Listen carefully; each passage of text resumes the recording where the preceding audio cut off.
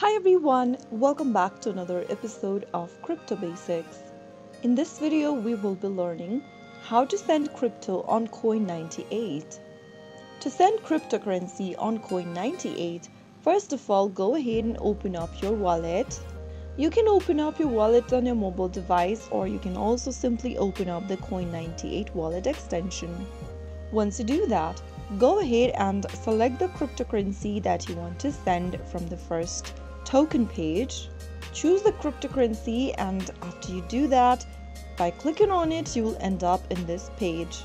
Now click on send and then enter the cryptocurrency amount that you are trying to send.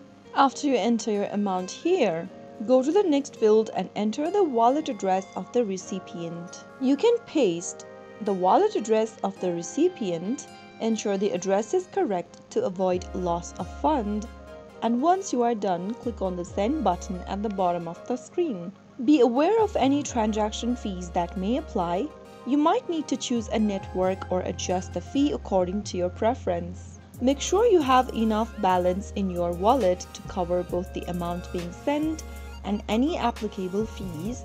If you don't have sufficient balance, you won't be able to send your Bitcoin or any other assets.